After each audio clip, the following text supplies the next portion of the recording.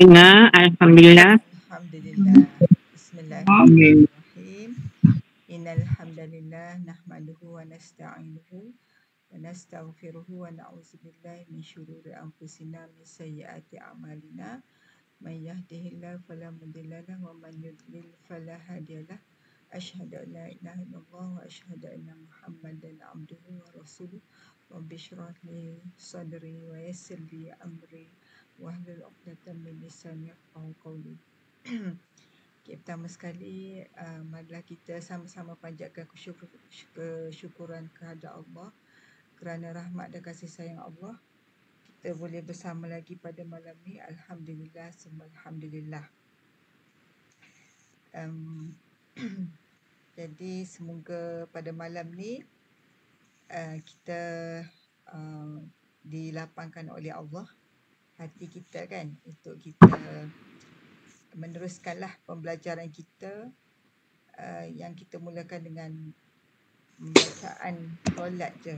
Okey, bacaan makna bacaan dalam solat yang mungkin saya rasa sahabat-sahabat semua ni pun sebenarnya dah lalulah, dah tahu, dah faham apa yang kita selama ni baca dalam solat kan. Cuma mungkin pendekatan yang kita bawa ni lebih kepada kita nak lebih teratur, dan yang penting sekali saya harapkan sangatlah pendekatan ini kalau kita dah tahu sekalipun, maknanya kita boleh cuba applykanlah di tempat masing-masing kepada sahabat-sahabat kita yang boleh terdedah ataupun malah kita niatlah untuk kita kembangkan bermula daripada peringkat kanak-kanak lagi lah sebenarnya kan, sehinggalah pada yalah sampai ke usia yang akhir sekali lah. Selagi boleh belajar, selagi tu lah kita cuba dekatkan mereka lah kepada asas bahasa Arab sebenarnya kan, kita nak fokus kat sini. Jadi kita mulakan dengan bacaan solat ni sebab kita nak supaya yang pertamanya ada rasa urgency lah untuk kita belajar bahasa Arab tu sendiri kan. Sebab kita rasa kita hari-hari kita bersembang dengan Allah dalam bahasa Arab. Jadi sepatutnya kita kena fahamlah apa yang kita sembangkan dalam solat tu kan. Jadi dengan motivasi tersebut kita nak supaya kita teruskan kan, teruskan step yang kita dah buat tu semasa kita belajar bahasa Arab dalam solat tu, sehingga kita boleh terus meneroka menggunakan sedikit ilmu yang kita ada tu ke dalam bahasa Arab Al-Quran lah. Maknanya terus menggunakannya, applykan vocab semua masa kita baca Al-Quran kan. Maknanya tak terhenti pada sinilah. Jadi sebab itulah sebenarnya apa yang saya bawa ni memang terlalu basic sangat lah sebenarnya. Tu yang semalam ada dengar masa topik tu Ustaz Faiz tu, dia kan yang bahasa Arab ni, dia kata yang asas ni memang bukannya belajar dekat sekolah rendah, bukan sekolah menengah, sekolah rendah. Sekolah rendah yang UPKK tu, dia memang belajar benda ni, Sintomer, sedikitlah ilmu asas ni, fi'il madhi, fi'il mudhari'. Masa UPKK tu dah belajar dah, menunjukkan betapa basicnya apa yang kita sedang lalu ni kan. Maknanya nak katanya mudah, benda mudah. Kalau budak-budak pun dah didedahkan dengan benda ni, maksudnya benda tu perkara yang mudah untuk kita faham. Jadi kita nak letak kat situ dulu kan, nak suruh rasa benda tu mudah dulu. Sebab kita banyak kes lah kita jumpa, malah pelajar, kalau pelajar sekolah sendiri pun dia rasa macam bila dia terdedah dengan komunikasi itu terlebih dahulu, jadi dia akan rasa susah. Bila dia susah tu yang lekat gegung orang kata kan, lekat trauma untuk belajar bahasa Arab. Jadi kita sebenarnya sangat-sangat mengharapkan kita kena buat sesuatu supaya masyarakat kita ni dia rasa sebati dengan bahasa Arab Al-Quran, kan? Dia rasa tak jauh daripada dia. Sebab kita nak mereka ni boleh faham Quran. Tak nak sekadar masa kalau budak UPKK tu, sekadar UPKK lah kalau sekolah menengah dia dah tak aliran Arab, tak masuk sekolah Arab, tinggal macam tu je lah ilmu dia kan. Padahal dia boleh teruskan untuk dia teroka fahami Al-Quran dengan sekadar ilmu yang dia dah ada tu, kan. Jadi itulah sebenarnya mesej yang kita nak bawa ni.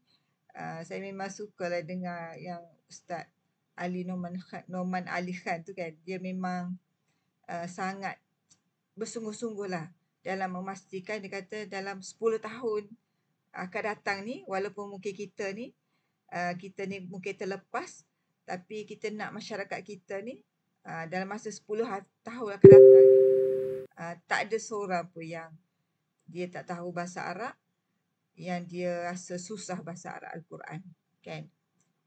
Jadi itulah dia punya perjuangan dia di sana lah, barat sana kan. Kita pun sebenarnya kena macam tu. Terutama kita, kalau kita kata kita di bawah, kalau PRK, rumah ngaji, kita banyak rumah-rumah ngaji kan. Jadi kita nak biar mesra bahasa Arab Al-Quran, kan.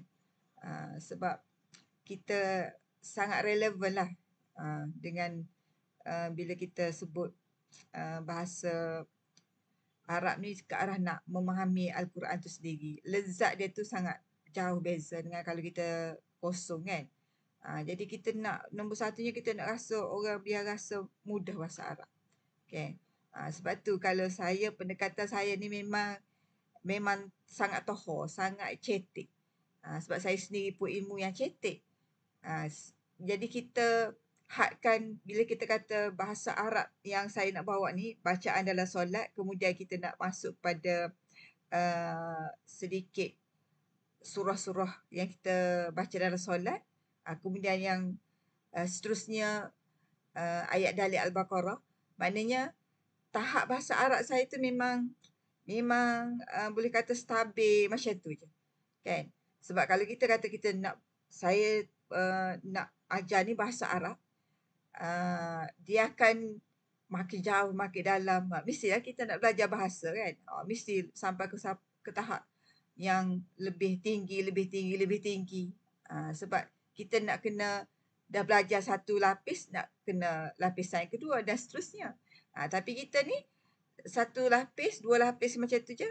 Tapi yang kita nak tekankan ialah nanti lepas ni ke arah kita nak menjadikan Al-Quran tu suatu benda yang kita faham, kita nak fokus dia ke situ. Bila kita baca tu kita faham.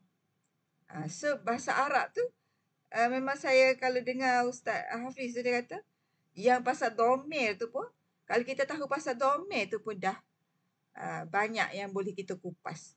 Banyak yang boleh kita tadaburkan dia, kan. Tu memang basic sangat lah tu. Jadi kita nak, maknanya pengembaraan yang seterusnya ni kepada ke arah nak memahami Al-Quran, bukan nak mengembara kepada bahasa Arab yang lebih tinggi. Tak ada, kan. Jadi maknanya dengan basic macam tu sebenarnya kita dah boleh expose kepada galakan untuk kita teroka lagi dan lagi lah, explore lagi dengan ilmu sedikit tu, kita explore kepada tahap kita mengetahui isi Al-Quran. Dan memang pada saya lah, maknanya kena ke arah menghafal lah. Kena niat macam tu, sahabat-sahabat semua. Sebab saya memang rasa, tak tahulah, kita tengok yang kalau geng yang senior, super senior, dengan kalau yang senior group harta hak bula-bula tu pun, dah ada dah yang mereka yang istiqamah lah, yang dah hafal banyak jugalah belah-belah kita kata kan, dekat 20 ayat. Tu pun dah satu perkembangan yang saya rasa macam sangat sangat berbunga-bunga lah di hati. Sebab saya dengar Ustaz Hafiz yang sama, Ustaz Faiz yang sama kan, dia memang sebut apa yang kita rasa macam itu yang kita belajar. Maknanya dia sebutkan sangat belajar ni, macam dia dulu dia memang ditekankan oleh seorang ustaz tu, belajar tak payah belajar banyak. Tak payah belajar, bukan tak payah belajar banyak, belajar sedikit-sedikit. Belajar kena belajar banyak, tapi jangan tok tamak nak belaka, lepas tu sumak-sumak belaka, lepas tu berapa je yang kita dapat kan, berapa persen yang kita dapat. Kalau kita kata kita belajar, yang kita belajar banyak tapi cuma yang dapatnya 20%. So dia kata baik kita fokus yang 20% tu, fokus betul-betul yang tu, sehingga kita boleh betul-betul faham, betul-betul mendalami kan. Jadi pada saya nampaklah, saya sendiri rasa kan, maknanya bila kita kata benda yang kita hafal ni, sebenarnya itulah ilmu. Dan juga kepada sahabat-sahabat yang kita kata memang dihafal. Bila dihafal tu itulah ilmu. Betul lah Allah kata bal huwa ayatum bayyinatum fi suduril ladzina utul ilm. Surah 29 ayat 49 kan. Bahkan dia adalah ayat-ayat jelas dalam dada orang yang diberi ilmu. Okay. Jadi kalau kita belajar banyak-banyak pun kita lupa, jadi suatu benda yang sia-sia jugalah. Sia-sia dari sudut tak lekat pada kita. Pahala tu insya-Allah semua akan dapat kan. Kita kata kita duduk, saya duduk kat pondok ni 20 tahun, 30 tahun, 40 tahun kan. Tapi duduk dengan belajar cara macam mana kan. Pahala tu dapatlah, tapi kesan dia, hasil dia tu macam mana kan. Jadi itu saya sangat tekankan, maknanya kalau kita nak cari ilmu, kita ikut cara ulama tu belajar macam mana kan. Kita tengok imam kita, Imam Syafi'i, dia tu memang bijak, dia seorang yang bijak, tapi cara dia belajar pun sepatutnya orang bijak ni santai lah kan. Santai tu dah lekat ilmu, tapi dia bersungguh, dia punya murajaah dia kan. So kita nak programkan hidup kita ni, yang pertamanya kita nak biar macam ulama-ulama tu, dia memang ada masa untuk dia menghafal, lepas tu ada masa dia murajaah. Menghafal dan murajaah. Imam Syafi'i dia memang hafal, bukan hafal Quran je, dia hafal hadis, hafal kitab yang kitab Muwatta' tu, kitab Imam Malik tu, dia boleh hafal. Macam hebatnya kan. Maknanya tulisan campur dengan tulisan manusia tu dia boleh hafal. Kalau kita kata boleh tak kita hafal novel, memang jauh lah kan. Quran pun payah nak hafal. Tapi maksudnya dia tu walaupun dia dah bijak, tapi usaha dia tu berganda-ganda lagi kan. Kita ni tak berapa nak bijak sangat, tapi kita cincai-cincai main-main macam tu je lah. Dalam masa yang sama kita rasa kita nak jadi hebat macam ulama-ulama dulu kan. Di sekurang-kurangnya kita ada tempiah sikit pun tak apa dah, tapi kita telusuri jalan yang mereka lalu.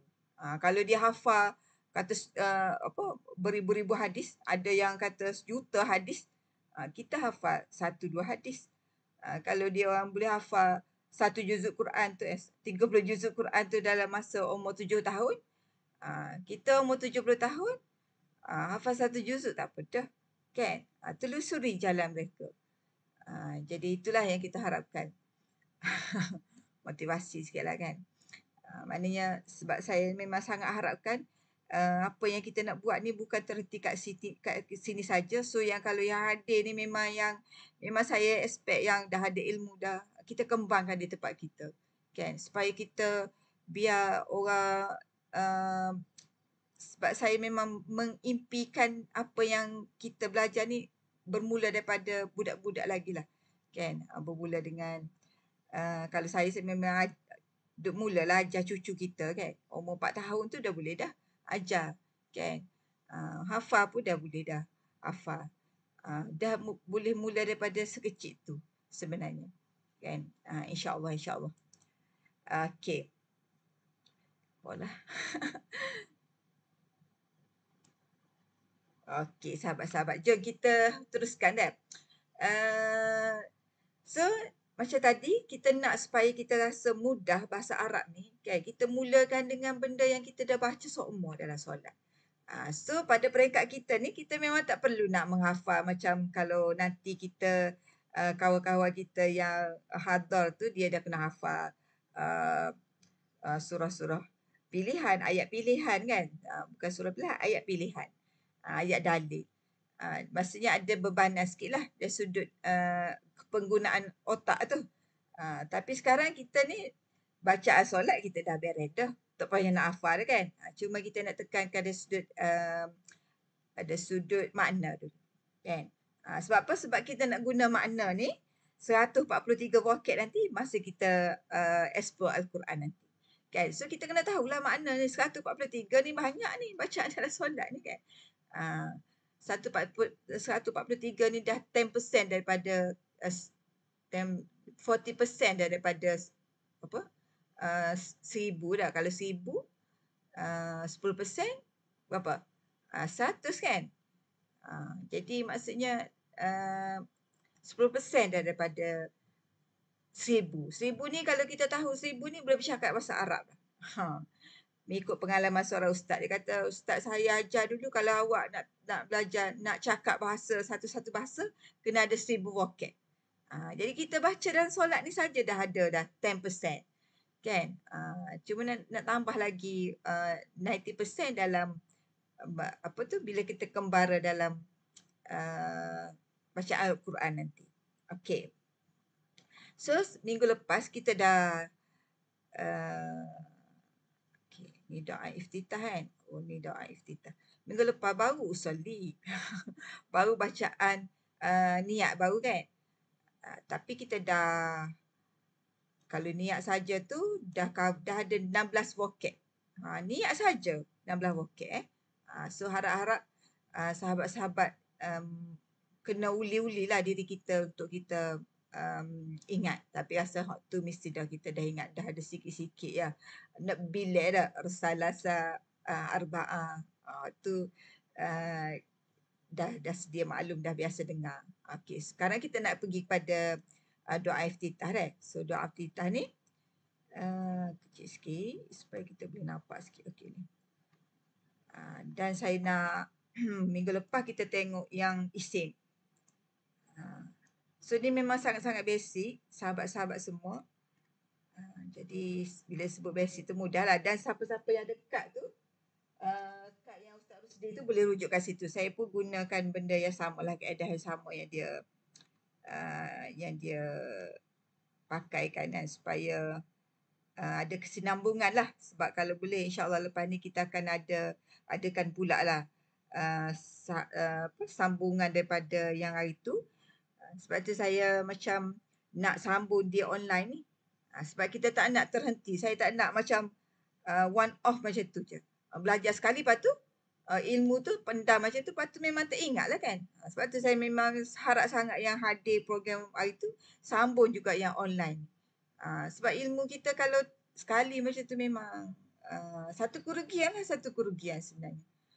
Jadi mana-mana sahabat yang tak join lagi untuk kelas kita ni, diharapkan kita boleh join supaya nanti kalau kita buat program berkala, ada beberapa siri lagi, jadi kita boleh tengok setakat mana yang kita dah belajar. Kita mungkin boleh minta yang lebih advance sikit lah kan. Okey, lepas tu ni kecil sikit. Apa tahu dia jadi separuh gitu. Okey. Jadi gini ya yang kita nak cover ni sahabat-sahabat. Maknanya kalimah bahasa Arab ada isim, ada fi'il, ada haraf.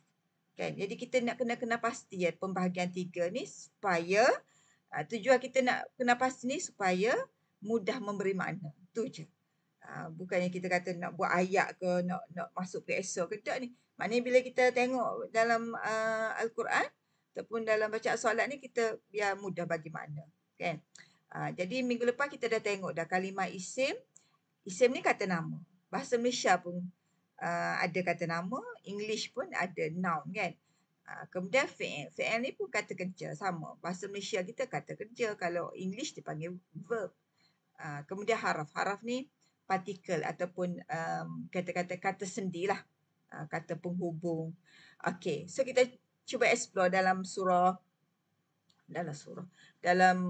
doa iftitah. So kita mula dengan Allahu Akbar. Nah, kita tahulah ni Allah Akbar ni dia daripada kata asal dia inilah kaburo kan. Kaf baro tu dia punya root word dia. So maksud dia maha besar lah, diberi maksud maha besar. Jadi kemudian kita masuk pada doa iftitah, kita jumpa yang sama, Allahu Akbaru sekali lagi, Akbaru sekali lagi. So putih ni menunjukkan kita dah sepatutnya tahu vocab yang dah sepatut kita hafal kan. Kemudian kita tengok Akbaru ni, Allah ni isim lah kan. Dia tanda isim macam mana dah kita belajar minggu lepas tu. Okay, tanda isim ni dia ada, yang kita belajar dah minggu lepas, dia ada alif lam di awal kalimah kan. Jadi kalau contoh Allah ni, tanda isim dia, di antara tanda isim dia apa? Ada alif lam lah kan. Kemudian Akbaru. Akbaru ni dia special sikit. Sebab dia panggil isim tapi dia macam tak ada tanda kat sini. Tak ada alif lam, tak ada tanwin, tak ada baris bawah. Tak ada yang kat sini. Cuma dia panggil isim ni isim tafdil, isim yang lebih. Allah yang lebih besar, maha besar. Kan? Afdalu zikri. Kan? Jadi bentuk dia tu ada alif kat depan, ada hamzah kat depan. Akbaru. So dia isim. Nanti kita KIV lah yang ni kan. Daripada pengecualian, daripada kita tengok tanda-tanda dia sebagaimana yang 5 ni. Okay. So kita terus kepada kabiran. Okay, kabiran ni dia ada dia punya tanda isim dia. Apa tanda isim untuk kabiran? Boleh respon sikit sahabat-sahabat? Dia kena baris 2. Ada tanwin tak? Baris 2 di mana tu? Di belakang tak? Kalau alif lam di depan, kalau tanwin tu di belakang. Okey, so kabiran ni isim. Bila isim, maksudnya memang kita kena hafal je lah. Nama-nama kan. Nama-nama kita memang kena hafal.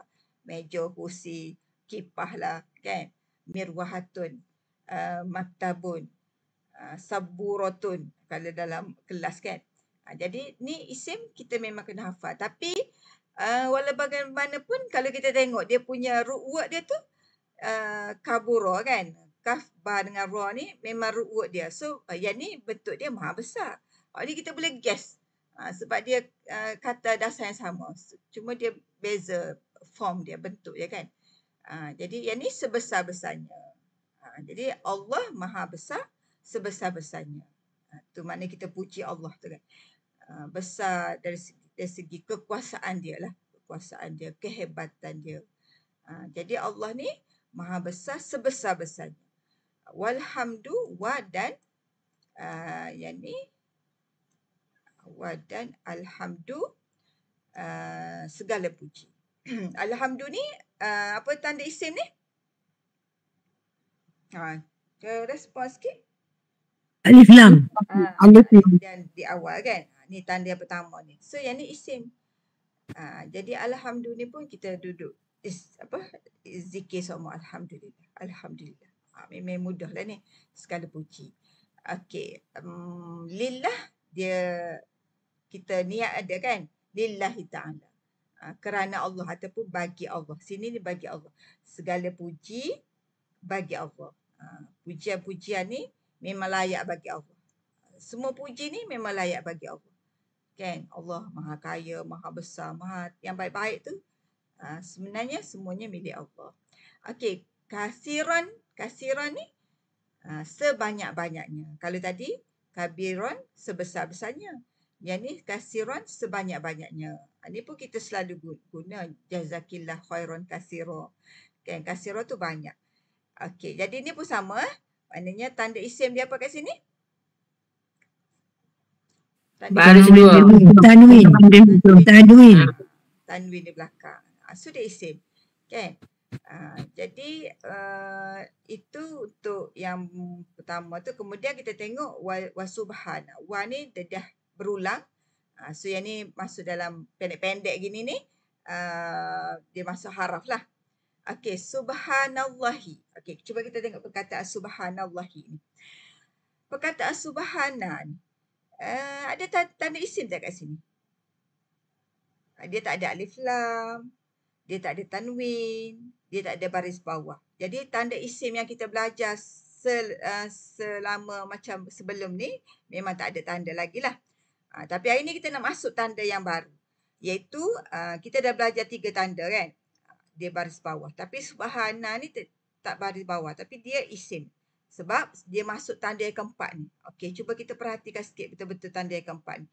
Tanda yang keempat ni, kalau nak tengok dalam yang kad Ustaz Rusdi tu pun ada. Dia muka depan sekali tu kan. Dia ada yang tanda-tanda isim ni. Sama lah ni. Kan? Ni daripada kad dia juga ni. Ni tuan dia kan. Tengok sikit tuan dia. Tu tuan dia. Okey. Jadi tanda dia adalah tanda yang keempat. Tanda yang keempat. Cuba perhatikan betul-betul tanda keempat ni. Tanda keempat ni dia sebab dia macam dia ada nama. Nama dia tu dia panggil mudhaf. Mudhaf ni maksudnya menyandar. Menyandar ni maksudnya dia merupakan gabungan 2 kalimah. 2 kalimah ni kalimah isim dua-dua. Tapi 2 kalimah ni dia saling sandar menyandar antara satu sama lain. Maksudnya dia tak boleh terpisah. Kita tak boleh nak pisahkan dua tu. Dia menyandar. Kan? Macam contoh dia bagi contoh kat sini. Rasulullahi. So kita tak boleh nak potong tengah-tengah ni. Kalau kita nak baca Quran pun tak boleh wakaf kat Rasul. Lepas tu ambil Allah pula. Salah. Sebab dia akan merubah makna. Kan? Jadi Rasulullah. Rasulullah. Dia menyandar. Rasul ni, Rasul siapa? Rasul Allah. Kan? Jadi, bila keadaan macam tu, dua-dua ni adalah merupakan isim. Kan? So, macam mana kita nak mengecam tu? Jadi, kita sekarang nak belajar proses pengecaman isim. Untuk tanda yang keempat ni, cara kita nak mengecam dia ialah jadi dia ada 2 combine, 2 perkataan isim kan. Satu perkataan yang pertama ni rasul. Rasul ni kita panggil mudhaf sebab dia nak menyandar kepada orang sebelah ni. Yang sebelah ni kita panggil mudhafun ilaihi. Maksudnya yang kena sandar kepadanya. Senang je. Hak ni yang menyandar, mula-mula ni yang menyandar. Macam kita menyandar ke apa? Menyandar ke kursi ke kan. Lepas tu Allah ni perkataan yang kena sandar dalam perkataan ni lah. Kan? Jadi, Rasulullahi. So, pengecaman dia ialah yang pertama, bagi isim yang pertama ni, Rasul ni, dia memang syarat dia tak boleh bawa beban. Ustaz kata nak suruh kita mudah ingat kan. Sebab dia nak nyandar pada orang lain, dia tak boleh bawa beban lah. Beban apa? Dia tak boleh ada alif lam. Lepas tu dia juga tak boleh ada tanwin. Alif lam ni pun tak boleh. Tak boleh ar-rasul. Tak boleh rasulun. Sebab apa? Sebab dia nak menyandar pada perkataan yang sebelah. Tu ciri-ciri dia. So kalau kita tengok satu perkataan yang tak ada alif lam, tak ada tanwin, bukan baris bawah, kita jangan cepat-cepat menuduh dia tu bukan isim. Tapi kita kena tengok dulu perkataan yang sebelah dia tu. Iaitu Allahi ni. Ciri-ciri dia ni sebagai yang kena sandar pula, ialah Allah ni dia jadi jatuh baris dia. Allahi. Bukan Allaha, bukan Allahu. Jadi bila kita cam macam tu, oh ni sandar menyandar dua ni. So, bila sandar menyandar, dua-dua ni adalah perkataan isim. Kalau Allahi ni, dia banyak tanda dia kan. Selain daripada yang kita kata dia kena sandar, dia juga ada alif lam kat depan. Lepas tu dia juga ada baris bawah. Kan? Jadi ada 3 lah tanda untuk Allah ini sebagai isim. Satu, dia kena sandar, dia panggil mudhafun ilaihi. Kalau kita nak jawab periksa periksa apa ni, SPM ke, berikan 3 tanda isim bagi perkataan Allah ni. Maknanya satu, dia tu kena sandar. Yang kedua, dia tu ada alif lam. Yang ketiga, dia tu baris bawah. Kan? Jadi Rasulullah ni adalah merupakan isim kedua-dua perkataan ni. Kombinasi antara Rasul dengan Allah. Sebab kita panggil tanda yang keempat iaitu tanda dia sandar menyandar. Kan banyaklah perkataan lain, contohnya Baitullahi, kan, Hikmatullahi. Bila nak menyandar tu dia akan bentuk macam tu. Jadi kalau kita nak applykan, relatekan dengan Subhanallahi ni, kita nampak tak? Nampak tak persamaan dia? Kita cuba tengok perkataan subhana. Subhan ni kan tak ada alif lam, tak ada tanwin. Jadi sebelum kita bercakap apa-apa, kita kena tengok dulu perkataan yang sebelah dia ni. Allahi. Jatuh baris dia ni. So disebabkan itu, kita terus buat pengecaman bahawasanya 2 perkataan ini adalah perkataan isim. Sebab apa? Sebab dia mempunyai tanda-tanda iaitu mudhafun ilaihi. Subhana ni sebagai mudhaf, Allahi ni sebagai mudhafun ilaihi. Apa dia tu mudhaf? Mudhaf tu dia nak menyandar. Bila dia nak menyandar kepada Allah, Subhana ni dia tak boleh ada alif lam, tak boleh ada beban, tak boleh ada alif lam, tak boleh ada tanwin. Kemudian perkataan Allah ini sebab dia kena sandar, jadi jatuhlah baris dia, iaitu ujung dia tu jadi Allahi, bukan Allaha, bukan Allahu. Okey. Tu tanda yang keempat. Setakat tanda yang keempat ni boleh faham tak? Sahabat-sahabat semua. Boleh tak faham? InsyaAllah. Boleh Okey, cuba beritahu. Kalau subhana tu kita panggil apa? Subhana. Mudhaf. Mudhaf Mudhaf ni apa maksud dia? Menyandar. Nak menyandar. Lepas tu Allah ini kita panggil apa? Mudhaf ilahi. Ilahi. Maksud mudhafun ilahi tu yang kena sandar. Kan? Yang kena sandar. Jadi yang tanda dia apa dia? Tanda dia nak kata dia ni mudhafun ilahi. Baris dia jadi macam mana? Bawah. Jatuh. Gitu. Jadi kita camlah yang ni pun, ni isim ni. Dua-dua ni isim. So bila isim, memang kita kena hafal lah maksud dia. Subhana ni zikir seumur dah. Kan? Subhanallah, subhanallah. Allah ni Allah. Jadi menarik sebenarnya kita kalau kita tahu sedikit ni nahu lah ni, dia panggil nahu lah, benda-benda belakang ni, pembarisan ni dia panggil i'rab perubahan tu kan.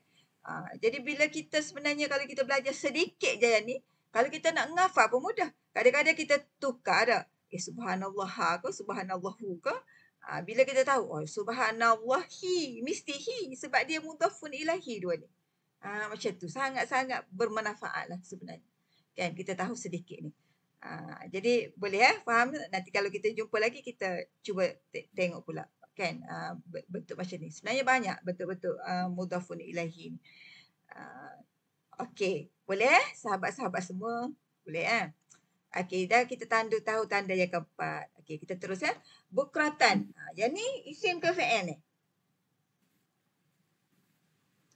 Tanda apa? Tanda dia bukratan. Tanwin. Tanwin di hujung. Tanwin di hujung maka dia isim. So isim kita kena hafal lah. Jadi bukratan ni maksud dia pagi. Pagi. Bukratan ni pagi. Ini macam mungkin kita jarang-jarang dengar tak? So kena, bila jarang-jarang dengar tu kita kena tubi-tubi sikit lah. Bukratan. Ataupun bila kita baca dalam doa iftitah ni, kita boleh teka lah. Maknanya kita boleh guess daripada ayat tu kan. Allah Maha Besar sebesar-besarnya dan segala puji bagi Allah sebanyak-banyaknya, dan Maha Suci Allah. Kita mensucikan Allah ni pula maknanya sepanjang masa. Tapi dia bagi dalam bentuk bukratan, pagi, wa dan asila. Asila ni petang. Maknanya kita puji Allah ni siang dan malam, petang dan pagi dan petang. Maknanya 24 jam jugalah sebenarnya kita memuji Allah ni. So hak kita dah baca subhanallah, alhamdulillah, Allahu akbar ni dah merakumi 3 benda ni kan. Allahu akbar, tadi alhamdulillah yang segala puji ni kan. Lepas tu subhanallah pula. Kan? Jadi yang kita praktis 33, 33, 33 kan, pagi dan petang tu ni lah sebenarnya kan. Okey. Kasiron, bukratan wa asila. So kita boleh teka lah, maknanya kalau bukratan pagi, asila ni petang, walaupun kita jarang-jarang terjumpa kan. Okey. Yang ni pun tanwin. Kemudian kita terus wajah tu. Ya? Tengok Mak. Ya. Dalam buku Ka'rah kan, dia tulis macam bukratan tu dia tulis siang dan malam. Itulah. Yelah, dia sebenarnya terjemahannya kadang-kadang ada beberapa versi sikit. Kita terjemahkan ada beberapa versi. Kadang-kadang dia adalah kelainan sikit kan. Tapi sebenarnya kalau yang tepatnya, an-nahar tu siang. Lailan baru malam kan. Wan nahar, lepas tu laila wan nahar biasa kita sebut kan. Siang dan lailan tu malam. An-nahar tu siang. Tu lebih tepat untuk perkataan siang dan malam tu sebenarnya. Tapi maknanya lebih kurang lah. Kalau pagi tu siang lah dah. Asilat tu dia petang ke sampai ke malam lah. Kan? Tu dari segi Asila tu petang ke? petang. Petang maksud dia. Cuma tu perbezaan kadang-kadang dari segi versi-versi terjemahan lah, kita kata perkataan serti yang dia gunakan kan. Jadi maknanya yang penting dia tak larilah dari makna dia yang kita tengok secara umumnya kan. Tapi bukratan ni memang pagi lah, asilan ni memang lebih tepat lagi lah, pagi dan petang. Okay, boleh kah Kak Rah? Okey, terima kasih. Ini kata siang dan malam, buku siang dan malam. Itulah dia itulah. Sebenarnya kalau malam tu al-lail. Kalau siang tu nahar. Yang lebih tepat lagi lah kan untuk perkataannya. Tapi dia nak rayaknya macam kita mensucikan Allah tu seomok lah. Siye po pagi ke. Maknanya petang ni maksudnya bukan saja masa petang. Petang sampai ke pagi lah. Okay, kita baca surat kan, kalau kita baca pagi dia melindungi kita daripada pagi sampai ke petang. Kalau kita baca petang, daripada petang tu sampai ke pagi esok, maknanya cover malam lah sekali kan. Gitu. Ya. Boleh deh. Okay, kemudian kita tengok wajah tu pula. Wajah tu ni ada tak tanda isim untuk wajah tu ni? Ada alif lam? Ya. Tak ada. Tiada. Tak ada. Kan? Tanwin pun tak ada. Lepas tu baris bawah pun tak. Yang mudhaf-mudhafun ilahi ni pun tak ada juga tanda dia ni kan. So dia sebenarnya bukan isim lah. Dia ni di fi'il. Fi'il madi. Nanti yang ni kita KIV dululah. Sebab kita tak explore lagi kan. Tapi kita dah boleh teka dah makna dia. Wajah tu ni ke wajah. Wajah memang daripada wajah kita lah. Cuma makna yang tepat dia, tutu ni aku, telah aku hadapkan. Tapi dia daripada perkataan wajah. Sebab bila kita wajah kita ni menghadap ke situ, maknanya ke situlah yang kita tuju kan. Telah aku hadapkan. Okey, wajihi sama. Dia punya kata akar ni sama. Wajah juga. So maksud dia wajahku. Okey, yang ni wajihi ni dia isim ke fi'il ni? Kadang-kadang kan kalau kita tak biasa, kita pun macam ni wadan ke kan. Ada juga macam tu kan. Kalau kita tahu makna ni wa ni termasuk dalam perkataan wajah lah kan. Wajihi ni okey, kalau wajihi ni dia isim lah ni, wajah, sebab dia baris bawah ni kan. Wajihi baris bawah, lepas tu dia ada ya ni. Ya belakang ni dia panggil isim dhamir. Nanti kita tengok isim dhamir tu kalau dalam kad Ustaz Rusdi tu dia ada yang isim popular. Dia masuk dalam isim popular. Kan? Kita habiskan dulu dah. Nanti kita go through balik lah. Okay, wajihi ni jadi wajahku. So wajihi tu dia ada dua perkataan lah ni sebenarnya. Wajihi, lepas tu campur ya. So wajhi saja tu wajah, lepas tu ya ni aku. Ya ni dia memang melambangkan aku lah. Macam kita kata kitab. Kitabun, satu kitab. Kalau kita nak kata kitab saya, kitabi. Gitu. Okey. Jadi ni baris bawah. So tanda bawah baris bawah ni adalah isim. So telah aku hadapkan wajahku. Maknanya kita kan duduk tengah menghadap Allah tu. Menghadap Allah tu maksudnya kita menghadap bukannya Allah kat depan macam tu. Maksudnya kita fokus kita tu kepada Allah. Okey. Lillazi. Okay, li ni bagi. Yang ni adalah haraf lah. Nanti kita tengok sekejap lagi haraf-haraf. Dia ada pembahagian pula haraf ni. Okey. Allazi ni yang. Kalau allazi yang. Yang ni ada alif lam. So yang ni adalah isim lah. Allazi yang. Isim. Fatara. Okey, fatara ni pun dia tak ada alif lam, dia tak ada tanwin, dia tak ada baris bawah, dia bukannya mudhaf. So yang ni bukan isim lah. So yang ni adalah fi'il. Nanti kita belajar fi'il, nanti kita tahu. Cuma fatara ni maksudnya telah menciptakan ia. Fatara. Fitratullah. Bila kita sebut fitrah Allah tu kan. Fitrah Allah. Fitrah ni maksudnya benda yang Allah ciptakan lah. Secara semula jadi. Rasa fitrah tu kan. Fitrah ni kata selalu kita sebut semula jadi kan. Tapi sebenarnya fitrah tu benda yang Allah cipta kan. Semula jadi. Kenapa orang tu rasa secara semula jadi dia tu rasa bertuhan. Tu berasal daripada makna penciptaan Allah. Allah yang cipta. Fitrah dia tu kepada nak buat kebaikan. Tu sebenarnya Allah yang ciptakan. Tu fatara. So yang ni fi'il madhi kan. So nanti kita masuk fi'il, kita akan tengok balik lah yang ni. Okey, jadi fatara telah menciptakan ia. As-samawati ni, okey duduk baca semua as-samawati ni kan. Dia ada dua je kita ni, dunia ni. Langit, bumi. Tu yang kita nampak kan. Jadi as-samawati ni langit-langit. Yang ni adalah isim ke fi'il ni? Tanda dia apa? As-samawati. Ada Di hadapan. tanda isim dia apa? Alif. Tanda isim dia. Alif lam di hadapan. Alif lam Ada di baris hadapan bawah. dengan baris bawah. Ada dua tanda dia kan. Baris bawah. Jadi ada dua tanda. So kita kena jawab, kalau jawab soalan tu kena tanda jawab dua-dua lah baru dapat markah penuh. Jadi alif lam lepas tu pengukuhan dia ni. Dan dia jamak lah. Langit-langit sebab tu. Langit-langit ni ada 7 lapis langit. Apa? Kan langit tu saja kan? Ya, sebab ada dalam tu langit saja. Itulah. Langit-langit. Sebenarnya Betul, dia jamak. Langit-langit dia jamak. Jamak. Kalau dari terjemahan tu sebenarnya dia tak tepat sangat lah sebenarnya. Kalau kita tengok perkata pun, macam kalau kita kata, kalau fi'il madhi tak. Kalau kita belajar kalau yang saya buat, yang kita kata, kita nak terus belajar kepada nahu dia. Kan? Sebab tu kita bubuh telah. Sebab kita tahu ni fi'il madhi. Jadi kita nak beza dengan fi'il mudhari'. Tapi kalau perkata, dia tulis menciptakan gitu je. Tak ada telah-telah. Kan? Tapi kita ni sebab kita nak menjurus kepada nak belajar lalu. Apa ni ada telah, apa tu tak ada telah.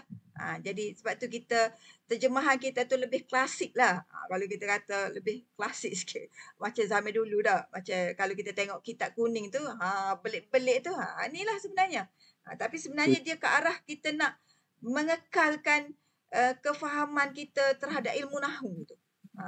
Kalau kita menciptakan saja, kita tak berapa mengenal jenis perkataan tu, fi'il madhi ke fi'il mudhari' ke, kan? Macam juga kalau bila kita jumpa kalimah yang jamak, kita terus tuliskan jamak je.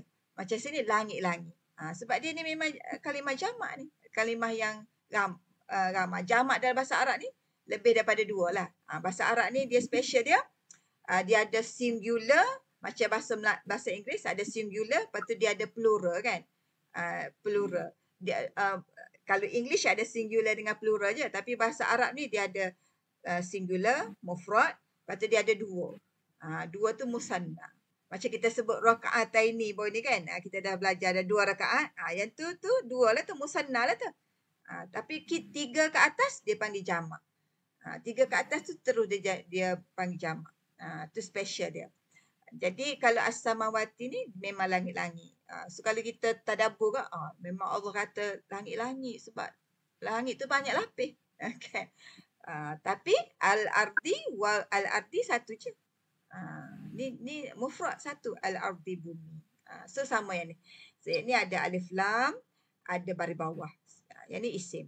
So untuk kita menghafal dia punya makna dia, mudah je lah ni kan. Dan wajah tu. Dan telah aku hadapkan wajahku bagi yang telah menciptakan dia langit-langit dan bumi. Kan? Maksudnya kita tengah fokus ni, kita tengah menghadap kita ni kepada Tuhan, kepada dipanggil apa? Wajah tu, wajah lillazi. Allazi yang telah menciptakan dia langit-langit dan bumi. Maknanya Allah ni nak suruh kita rasa kita duduk menghadap siapa ni. Okay, semaya-semaya ni duduk menghadap siapa. Kan? Duduk menghadap satu zat yang hebat dia tu, dia ciptakan langit dan bumi. Langit dan bumi ni, tu yang kita tahu je kan. Mungkin ada lebih lagi, kita wallahualam kita tak tahu. Tapi Allah gambarkan pada kita apa yang kita tahu je lah. Kita tahu ada langit, ada bumi. Kan? Tapi sebenarnya semua benda sama ada yang kita tak tahu pun, tu milik Allah.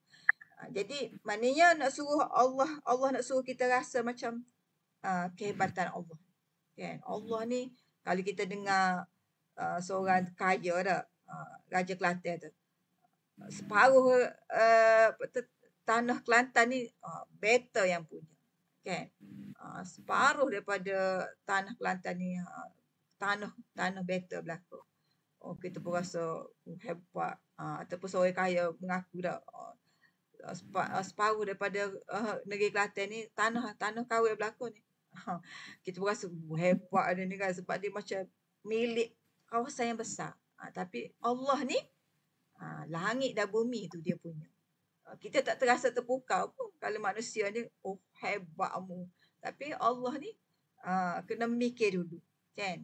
Tapi maksudnya kalau kita fikir, Masya Allah, subhanallah. Lepas tu kita menghadap raja, orang dapat darjah kebesaran datuk ke apa dah. Nampak macam tunduk, tengah-tengah bagi dah. Fokus sangat dia. Tapi kita ni duk menghadap raja, segala raja, pemilik langit dan bumi ni. Buat duk macam tu je kan. Macam faham tak faham pun apa yang kita baca. Kan? Lepas tu otak akak je takbir melayang ke lain tu. Okay.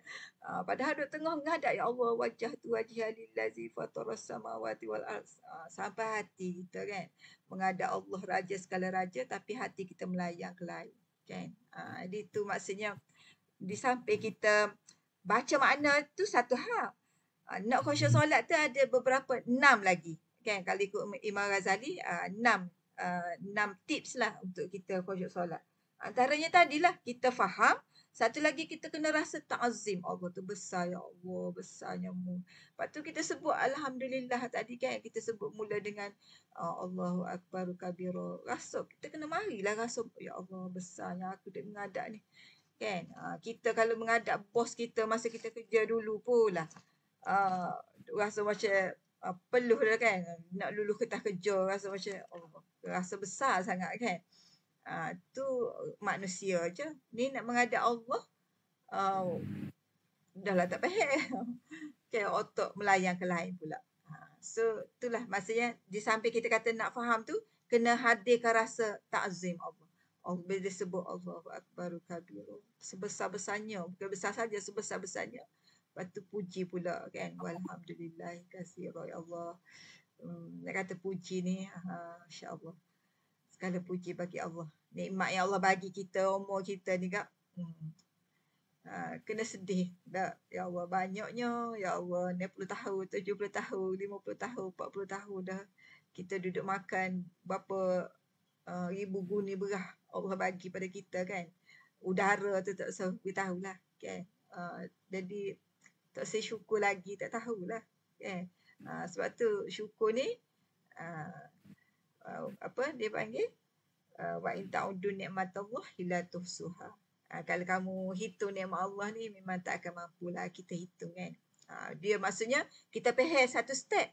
Kita kena, kalau step yang kedua ni, kena lebih menghayati, kena macam ada tafsiran dia pula kan. Bukan sekadar makna perkata macam tu je. Kan? Macam juga subhanallah. Mensucikan Allah ni maknanya kita sucikan Allah daripada apa-apa yang kecacatan. Kan? Benda tak molek, benda lemah, mengantuk, semua tu tak ada pada Allah. Hebat Allah. Lepas tu, aku hadapkan Tuhan yang sifat dia tadi, ciptakan langit dan bumi. Kita kena rasa, kena tengangur lah mulut kita, maksud hebatnya Allah. Kan? Dia yang milik semua, segalanya lah. Kita kata, termasuk kita kan. Kita. Habislah. So, kita dapat vocab kita berapa dah? 30 dah sampai kat situ. Okey, setakat tu ada nak tanya apa-apa? Senang tak? Sebenarnya kita punya ni 41. Jadi kalau kita nak 41 habis kan? 41. 43. Rabbil alamin. La syarika lahu wa bizalika umirtu. Sebenarnya vocab untuk Al-Fatihah ni Al-Fatihah pula 51. Sampai 51. Okey, cuba kita teka-teki dulu untuk kita. Kita teka-teki dulu deh. Kalau dalam nota itu pun dah ada. Mana teka-teki kita? Okey, cuba kita bersama-sama. Sambil ngatuk tu. Allahu Akbar. Okey. Siapa boleh bagi makna ni? Allah Maha Besar. Maha besar. Allah. Kita kalau harfiah macam ni. Allah Akbaru. Maha besar. Kabiran. Sebesar-besarnya. Okey. Wa. Dan Alhamdulillah. segala Segala puji puji Lillah. bagi bagi Allah Allah. Kasiran. sebanyak-banyaknya. Okey. Wa. Dan Dan subhana. Maha Maha suci suci Allah. Allah Allah Bukratan. pagi Pagi. Bukratan pagi. Wa. dan Dan asila. petang Wajah tu. telah Telah aku hadapkan. hadapkan Aku hadapkan. Okay, telah wajah. Fi'il madhi. Fi'il madhi. Telah aku hadapkan. Wajhi. Wajahku wajahku Tu aku. Wajahku. Li. Bagi kepada Li bagi. Allazi.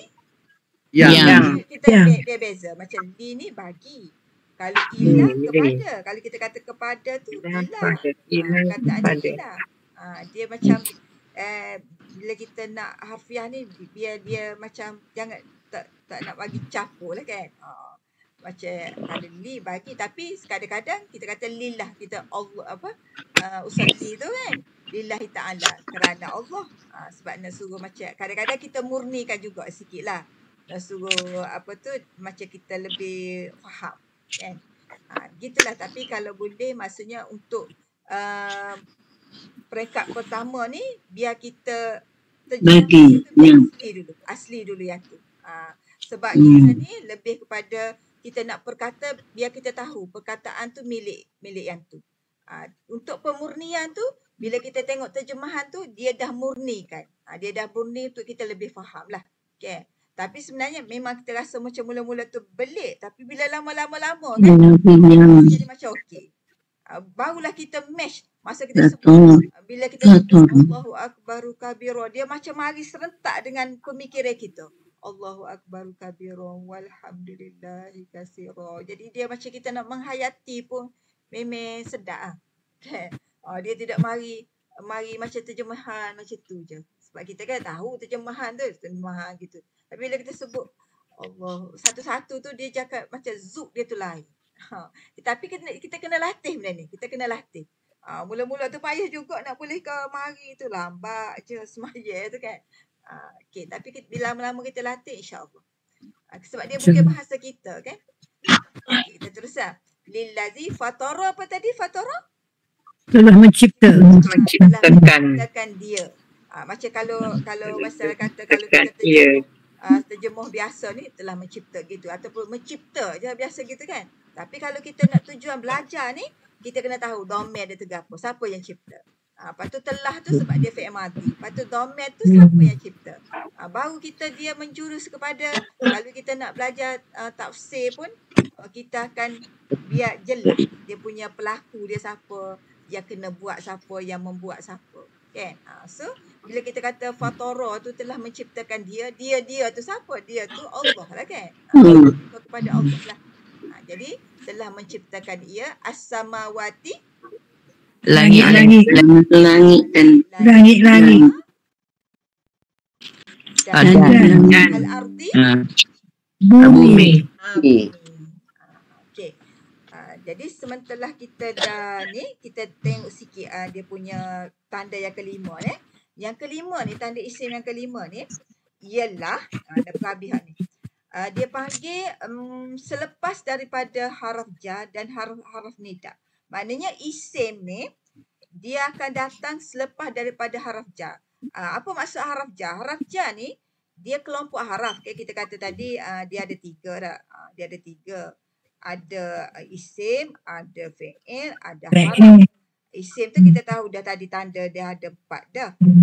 Lepas tu fi'il tu nanti kita belajar kemudian. Kemudian haraf ni yang pendek-pendek lah.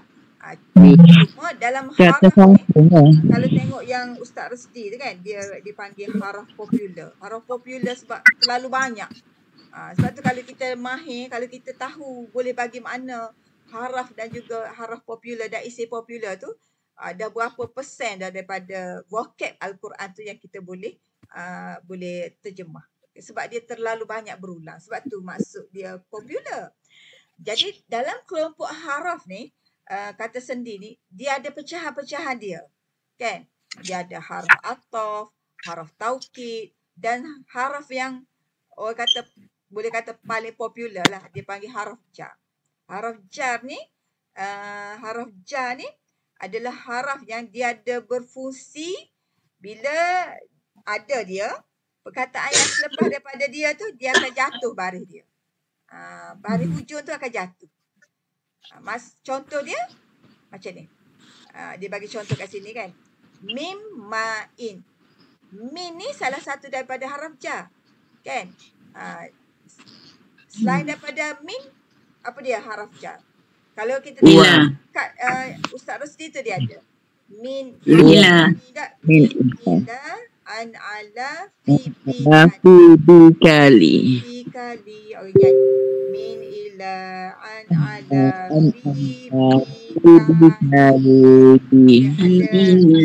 dan glamour ni lah adalah min ila min maksud dia daripada, ila tu kepada, an tu dari, ala tu atas, ila an ala, fi tu di dalam, bi tu dengan, bi kan bismillah, buka seperti maksud dia, li tu bagi. Yang ini memang kita akan ulang banyak kali lagi dan lagi lah. Tu. Cuma kita kena nak faham dulu konsep li ni. Konsep haraf jar. Kan? Maksudnya bila ada haraf jar, lepas tu selepas dia tu ada satu perkataan. Jadi perkataan dia ni adalah isim dan tanda dia ialah dia berbaris bawah di hujung dia. Contohnya kalau kita tengok mim ma'in ni kan.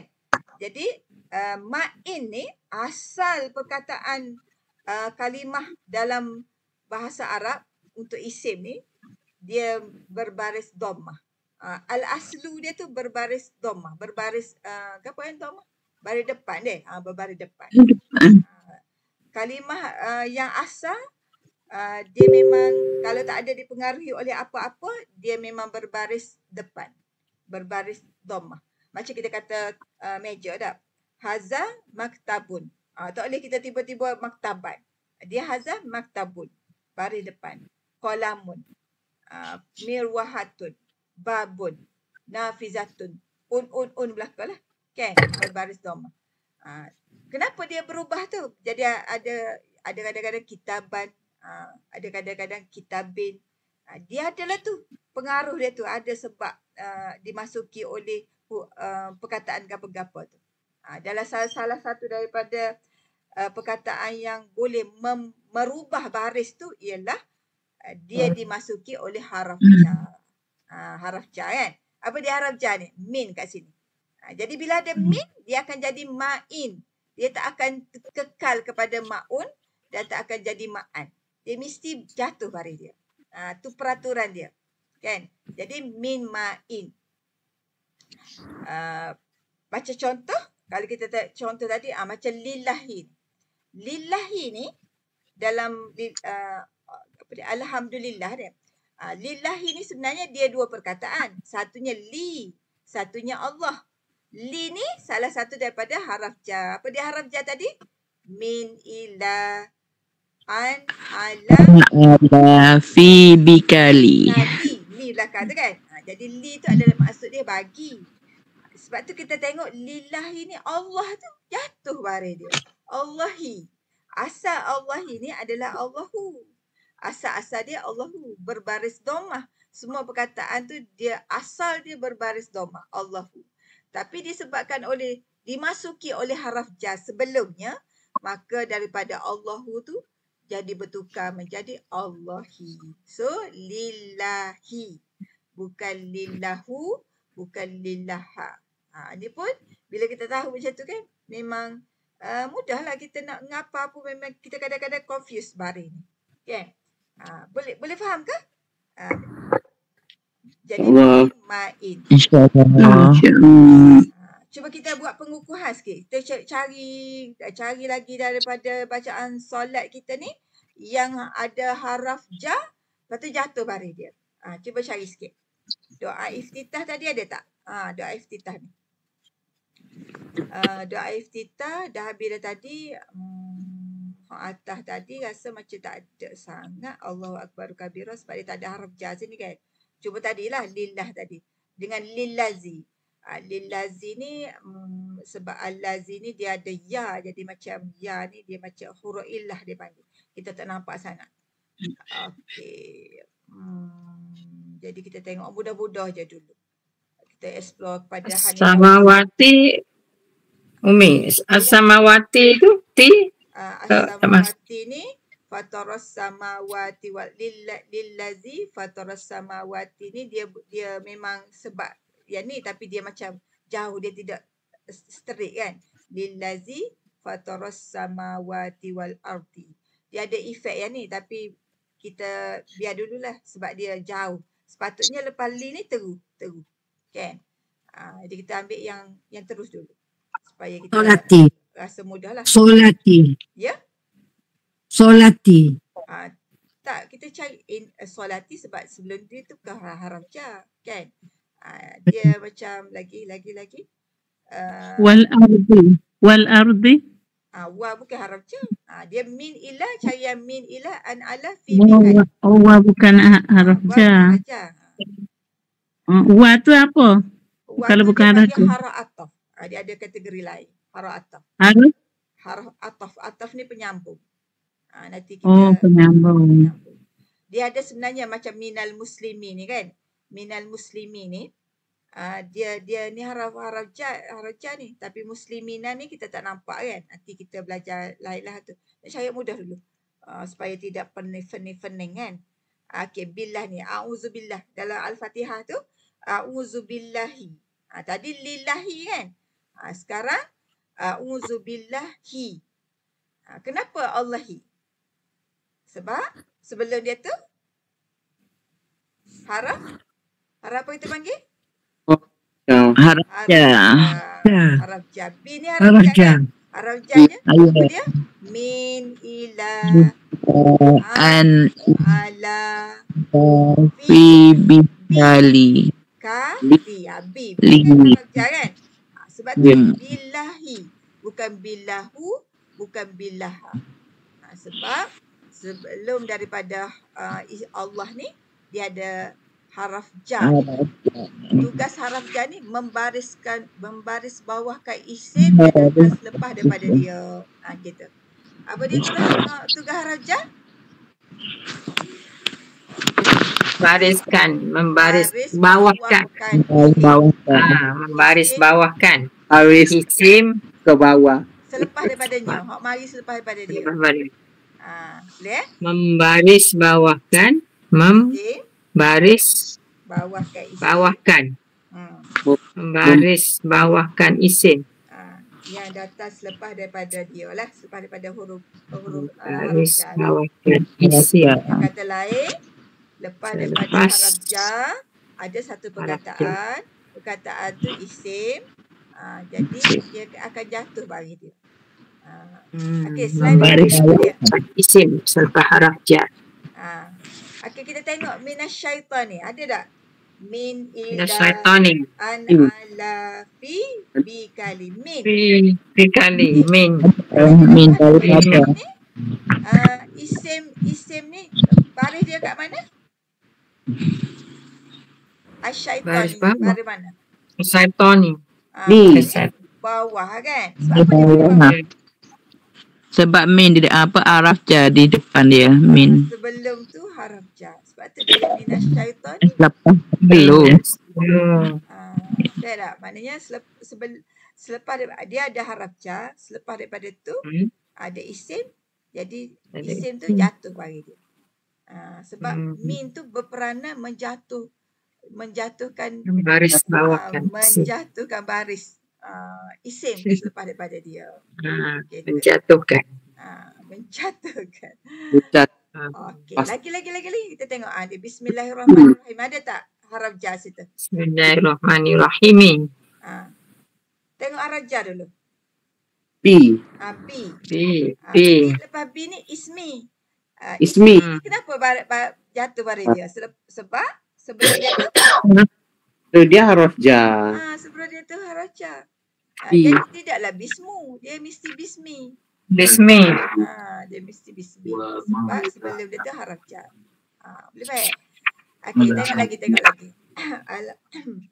Lillahi sama ni. Lillahi. Ar-Rahmanir-Rahim tu. Ni tak ada haraf jar. Mana ada haraf jar kat situ? Kita Ar depan dengan apa? Ar-Rahman tu ni huruf apa? Baris di bawah ni tu tak boleh. Yang ni Di depan. Yang ni memang isim dah sebab dia tanda dia tanda lain. Tanda nombor satu kan? Okey. Ada alif lam. Lepas tu tanda dia baris bawah.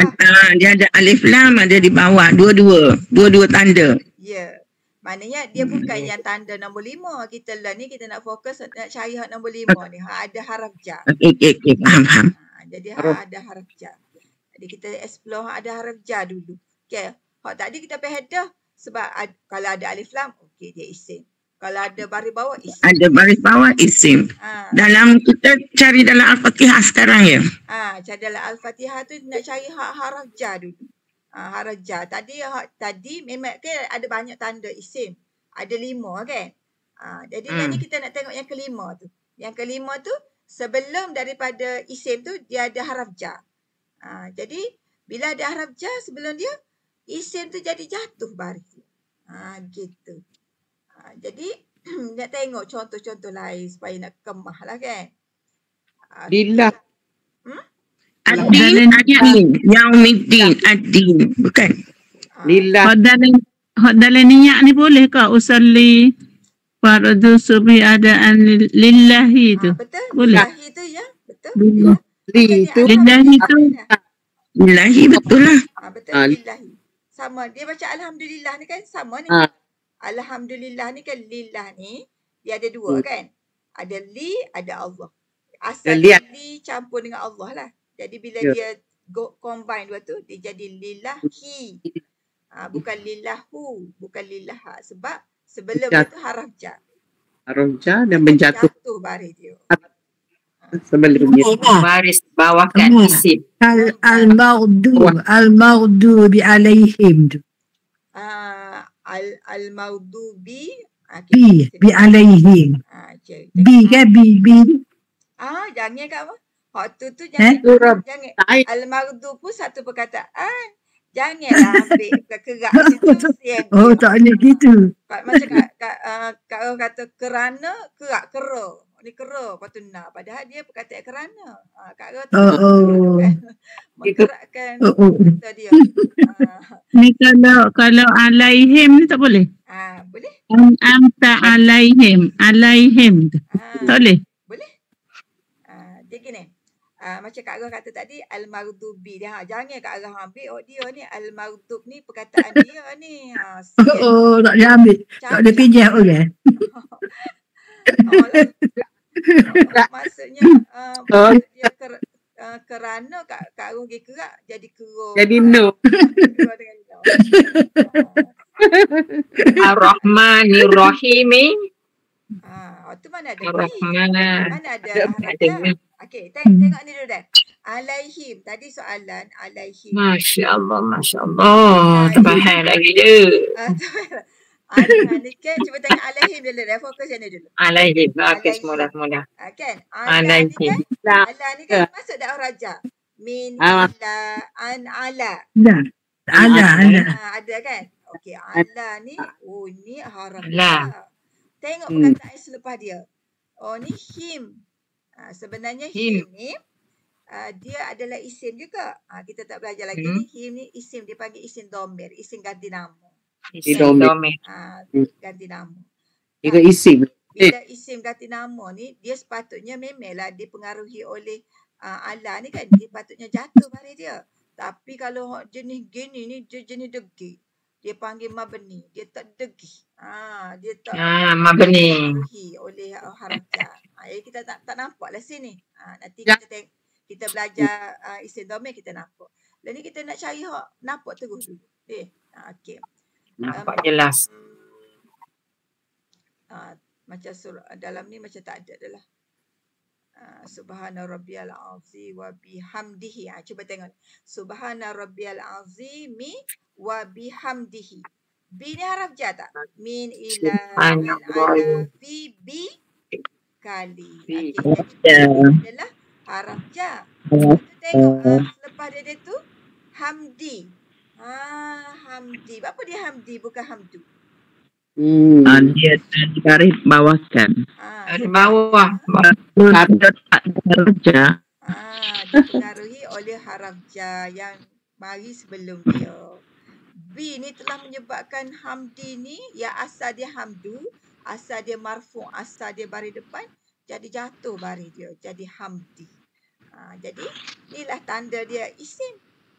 So hamdi ni tanda isim dia ada dua. Satu dia baris bawah so, satu sebelum dia tu haraf jar.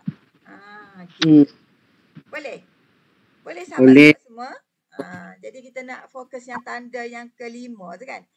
Maknanya ni cuba perhati. Kalau ada dalam hayat Ustaz Usdi tu dia ada sebut dia punya haraf jar tu. Min ila an ala fi bi kali tu ada dalam tu. Jadi lepas ni kita tengok Quran yang ada jangan kerak macam Kak Ros tadi lah. Hak Maghdubi tu dia ambil B kawin tu. Tak boleh lah ambil hak orang kan. Hak B yang betul-betul bersendirian. Okey. Sami Allahu liman hamidah. Lakal hamd. Tu dia macam ada penerangan lagi lah tu. Wa bihamdihi. Ini sekali lagi wa bihamdihi kan. Tu samalah bi hamdi. Tu betul dah tu. Okey. Tu Umi boleh tak bagi maksud haraf jar satu-satu? An tu maksud dia apa? An tu min dari kan? Min dari. Min ila kepada. Kepada min ila an. Ainun tu an tu dari. Apa? Dari. Dari. Dari. Atau tentang. Kadang-kadang tentang. Dari ataupun tentang. Kalau min tadi daripada. Daripada mana hendak ke mana. Min aina ila aina kan. Awak ni daripada mana hendak ke mana. Tu min yang kat situ. Ani dari. Dari ataupun tentang. Nanti kita jumpa kita akan nampaklah beza dia. Okey, min ila an ala. Ala apa maksud dia? Ala Atas. Min ila an ala fi Dalam. Fi dalam. ataupun kadang-kadang pada fil ardi kan. Dalam Hmm. bumi ataupun Pada. pada bumi. Okey, fi min ila an ala fi bi. Bismillah tu apa dia maksud bi? Dengan. Dengan. Dengan Min Dengan ila an nama ala Allah. fi bi ka. Ka ni ka yang seperti. seperti Yang Kan engkau tu seperti. ka ni kadang-kadang ada maksud engkau. Tapi ka yang dimasukkan dalam haraf jar ni maksud dia seperti. Kal an'am seperti binatang ternak kan. Ka yang macam tu. Okey, jadi ka min ila ala fi bi kali. Li tu bagi, lillah tu lah bagi. Maksud dia bagi, li tu bagi. Li bagi. Ada lagi beberapa yang jarang-jarang. Yang jarang-jarang, dia tak glamour sangat lah. Jadi kita fokus yang ni dulu. Kan? Beberapa perkataan yang memang akan berjumpa acak kali lah dalam Al-Quran. Dalam Quran lah. Banyak. Min ila, sekali lagi. Min ila. An ala. Min ila an ala. Fi kali. Min ila an ala fi kali. Berapa tu? 8. Kan? Ada 8 ya. Cuba lihat. Min ila. Min ila an An ala fi an ala fi kali. ka Bi li. kali Apa? Apa semua tu? 8. 8. Lampanya kita akan jumpa berjebak-jebak lah Lagi. nanti. Rubah. Dia tu jarang-jarang sangat rubah tu. Boleh kata tak ada pun perkataan tu dalam Quran rubah tu. Lepas tu kita tak highlight lah, tapi dalam Ustaz Rusdi dia sebut kan rubah tu. Dia Rubah sebut tu rubah. maksud dia pun macam jarang-jarang macam tu lah maksud dia tu pun. Jadi memang tak ada sangat. Rubah tu maksud dia ke apa? Rubah tu macam jarang-jarang, kadang-kadang, jarang-jarang gitu. Jarang-jarang. Kadang-kadang. Kadang-kadang. Umi ni kami ni set-set sangkatan. Masya Allah. Kak Ani. Ada Kak Ani. Nama ke apa Kak Ani ni? Apa ajak kita ni? Allah, tak nampak Kak Ani. Rupanya ada Kak Ani. Masya Allah. Mak pula dia. Allah Akbar. Boleh faham tu Kak Ani dia tu. Kak Ani expert dah dia saja dia masuk kelas ni. Allah. Kak ni bukan expert, Kak ni export. Kak Ani dia. Allah. Masya Allah. Pandai step pandai belakang dah ni. Cuma kita nak biar macam kita suara kita nanti lepas ni kita nak make sure masyarakat kita ni biar rasa Quran Arab Quran ni mudah. Tu kita punya vision HTE. Baru belajar HTE ni Kak ni. Heaven to earth. Tu kalau sebut tu dia. Bentuk Masuk tak kenal lagi HTE tu ke apa. Dua tak kenal lagi. Itulah. Boleh baru jumpa kan. Baru jumpa kena sebut kan apa ilis sikit. Tapi nak katanya memang apa tu kita nak membumikanlah bahasa Al-Quran ni supaya kita nak menentang biar orang rasa tak sen rasa payah. Terutama bahasa Arab Al-Quran lah. Sebab dia beza. Kalau kita bahasa komunikasi ni memang beza sikit. Sebab vocab dia pun lebih banyak lagi sebenarnya. Jadi bahasa Arab Al-Quran kalau boleh jangan siapa pun kata payah. InsyaAllah itu yang kita punya nak perjuangkanlah benda tu. Okay. Okay. Sebelum kita menutup ni ada tak nak tanya lagi ke?